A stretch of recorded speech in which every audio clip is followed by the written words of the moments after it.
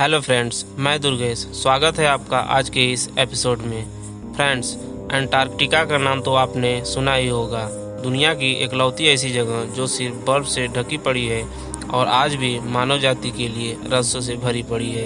एक ऐसा महाद्वीप जिसका आज तक कोई अस्थायी निवासी नहीं हो पाया है। एक ऐसा महाद्वीप जो आज भी पृथ्वी का एक आज़ाद क्षेत्र है।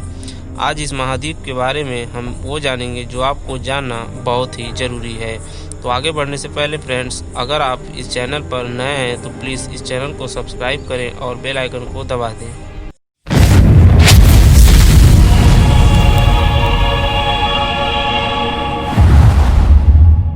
फ्रेंड्स, अंटार्कटिका जो पृथ्वी के दक्षिणतम भाग में स्थित है, जहां हमारी पृथ्वी का साउथ पोल यानी दक्षिणी ध्रुव भी इसके बीच में स्थित है।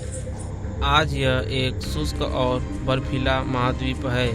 170 मिलियन ऑफ ईयर से अधिक पहले यहाँ भी हरियाली और प्राचीन जीव मौजूद थे और यह सुपर कॉन्टिनेंट गोंडवाना का हिस्सा था।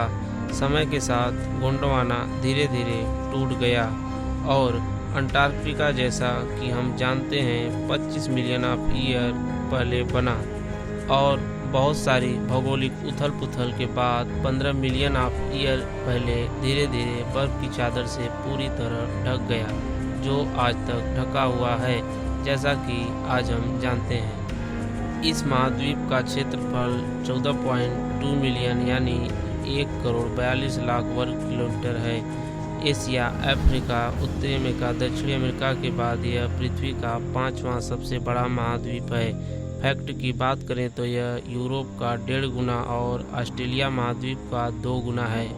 इस महाद्वीप की पहली पुष्टि सन 27 जनवरी 1820 को देखने को मिली, जिसका श्रेय फेबियन गोटलिब वॉन वेलिंगशॉसेन और मिखाइल लाज़रेव को जाता है। इसके बाद बहुत सारे लोगों ने अपना श्रेय दिया। इस महाद्वीप का लगभग 98% भाग बर्फ से ढका हुआ है, जिसकी मोटाई 1.9 किलोमीटर यानी 6200 फीट है। इतना मोटा बर्फ होने के कारण ही यहाँ का अस्थायी निवासी आज तक कोई नहीं हो पाया है। अंटार्कटिका अब तक का अत्यधिक शुष्क, ठंडा और घुमावदार वाला क्षेत्र है। इस महाद्वीप की सबसे रोचक बात यह है कि हमारी पृथ्वी का 80% मीठे पानी का भंडार यहाँ पर स्थित है। बाकी 20% पृथ्वी के 6 महाद्वीप में बटा हुआ है। क्या आपको पता है अंटार्कटिका को अब तक रिकॉर्ड किए गए इतिहास में अंतिम क्षेत्र के रूप में जाना जाता है। इस महाद्वीप के मूल निवासी क्रमशः शैवाल, कवक, बैक्टीरिया, कुछ विशेष प्रकार के पौधे और कुछ जानवर जैसे पेंगुइन, सील और टार्डिग्रेड नेमाटोड भी शामिल हैं, जिनमें पेंगुइन और सील अधिक संख्या में पाए जाते हैं। यहाँ कवक की लगभग 1150 प्रजातियाँ दर्ज की गई हैं और शैवाल की 700 प्रजातियाँ को मंजूरी दी गई है। इस महाद्वीप में कई नदियाँ और झीलें भी हैं, जिनमें ओनिक्स सबसे लंबी नदी है और सबसे बड़ी झील का नाम वोस्तोक है। इस महाद्वीप की ऐसी बहुत सारी नदियां हैं जो बर्फ की चादर के अंदर बहती रहती हैं, और अगर झीलों की बात किया जाए तो बहुत सारी झीलों का पानी गिरता हुआ ही जम जाता है। यह प्राकृतिक दृश्य को देखना कितना मनभावना होता होगा। इस महाद्वीप पर सबसे अधिक तेज हवाएं बहती हैं, जिनकी रफ्तार 185 मील यानी 300 किलोमीटर प्रति घंटे की होती है, जो यहाँ समय समय पर बर्फीले तूफान का रूप धारण करती रहती हैं। इस महाद्वीप को ट्रांसअंटार्कटिक पर्वत द्वारा 2 भागों में बांटा गया है। इस महाद्वीप में दुनिया की लगभग 90% बर्फ उपस्थित है। यदि यह बर्फ पिघल जाए तो समुद्र का स्तर लगभग 60 मीटर यानी 200 फीट तक बढ़ जाएगा, जो पृथ्वी के एक बड़े भाग पर जल फैलाने में सक्षम होगा। अंटार्कटिका पर एक सक्रिय ज्वालामुखी भी है, जिसका नाम माउंट इरेबस है, जो इस महाद्वीप के रास द्वीप पर स्थित है। अब आप ये सोचेंगे कि बर्फीले स्थान पर ज्वालामुखी, तो जी हाँ, यह संभव है, क्योंकि ज्वालामुखी पृथ्वी पर हर जगह पाई जाती है। इस महाद्वीप पर विभिन्न देशों के हस्तक्षेप करने के बाद सन 1859 में यहाँ संधि प्रणाली की व्यवस्था की गई, जिसे अंटार्कटिक संधि प्रणाली कहा जाता है। इसमें शुरू में 12 देशों ने हस्ताक्षर किए, फिर समय के साथ अब तक कुल 38 देश शामिल हो चुके हैं, जिसमें अपना भारत भी शामिल है। इस संधि प्रणाली के अनुसार सैन्य गतिविधि पर रोक लगाई गई, खनिज खनन पर रोक लगाई गई, परमाणु विस्फोट और परमाणु कचरे के निपटारा पर रोक लगाई गई। ये संधि वैज्ञानिक अनुसंधान का समर्थन करती है।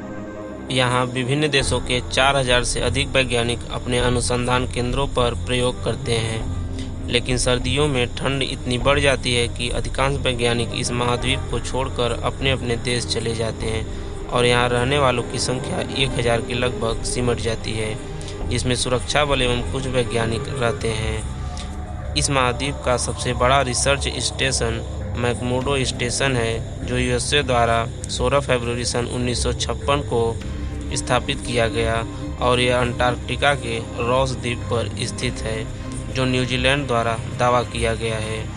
यह अंटार्कटिका का ऐसा अनुसंधान केंद्र है जो 1000 से अधिक लोगों को आवाज़ देने में सक्षम है। समय समय पर वैज्ञानिकों को यहाँ उल्कापिंडों के टुकड़े मिलते रहते हैं। शोधकर्ताओं के अनुसार अंटार्कटिका अपने बर्फ के अंदर बहुत सारी रहस्यमय चीज़ों को जमा कर रखा हुआ है, जिसका उजागर समय के साथ विज्ञान के विकसित होने पर होता रहेगा।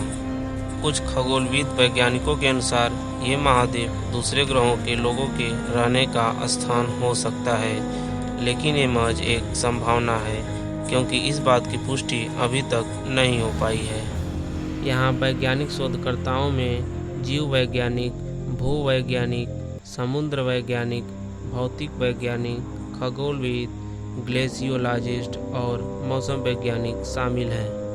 वर्तमान में यहाँ कोई आर्थिक गतिविधि नहीं है। तट पर मछली पकड़ने और छोटे पैमाने पर पर्यटन को छोड़कर, जो अंटार्कटिका के बाहर स्थित है। हालांकि कोयला, हाइड्रोकार्बन, लौह अयस्क, प्लैटिनम, तांबा, क्रोमियम, निकल, सोना व अन्य खनिज भी पाए गए हैं, लेकिन इनकी मात्रा पर्याप्त नहीं है कि इनसे ज़्यादा लाभ लिया जा सके। पिछले कुछ वर्षों में यहाँ डॉलर मुद्रा का भी निर्माण किया गया, जिसे अंटार्कटिका डॉलर कहा गया, जो अंटार्कटिका ओवरसीज एक्सचेंज कार्यालय द्वारा स्थापित किया गया।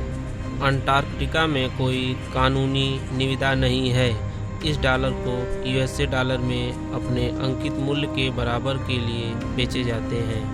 पिछले कुछ दशकों में वैज्ञानिकों द्वारा शोध से पता चला कि अंटार्कटिका का कुछ भाग गर्म हो रहा है, जो 2009 में प्रकाशित एरिक स्टिक द्वारा किए गए एक अध्ययन में पहली बार देखा गया था।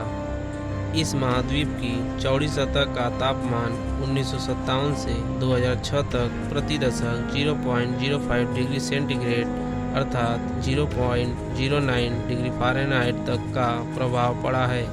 यह वार्मिंग सर्दियों व बसंत ऋतु में अधिक होती है। एक अध्ययन के मुताबिक मानव द्वारा CO2 के उत्सर्जन के परिणाम स्वरूप अंटार्कटिका गर्म हो रहा है, लेकिन यह तथ्य को अभी पूरी तरह स्पष्ट नहीं किया गया है। शोधकर्ताओं के अनुसार इस महाद्वीप के ऊपर बहुत बड़ा ओजोन छिद्र है, जिसका पता वैज्ञानिकों ने सन 1985 को लगाया था। ओजोन, जैसा कि हम जानते हैं, हमारी पृथ्वी के वायुमंडल का ऐसा भाग जो सूर्य से आने वाली परावैंगनी किरण और अंतरिक्ष से आने वाली हानिकारक कीड़ों से हमारी रक्षा करता है। यह ओजोन छिद्र पूरी महाद्वीप को ढका हुआ है, जैसा कि आप इमेज में देख सकते हैं। अगर आपको अंटार्कटिका पर जाने का मौका मिले तो आप क्या करेंगे? क्या आप जाना चाहेंगे या नहीं? कमेंट में ज़रूर बताइएगा। इस वीडियो में इतना ही। फ्रेंड्स, आपको कौन सा पार्ट इस वीडियो का अच्छा लगा? कमेंट बॉक्स में अपना कमेंट ज़रूर दें। और अगर आपको ये वीडियो अच्छा लगा तो लाइक और शेयर करना ना भूलें, जिससे ये जानकारी दूसरों तक भी पहुंच सके। और अगर आप हमारे चैनल पर नए हैं तो प्लीज़ चैनल को सब्सक्राइब करें और बेल आइकन को दबा दें, जिससे वीडियो के आने वाली नोटिफिकेशन आप तक सबसे पहले पहुंचे और आप कोई वीडियो मिस ना करें। तो मिलते हैं फ्रेंड्स साइंस की दुनिया के एक अलग एपिसोड के साथ अगले वीडियो में। बाय बाय, टेक केयर, जय हिंद, जय भारत।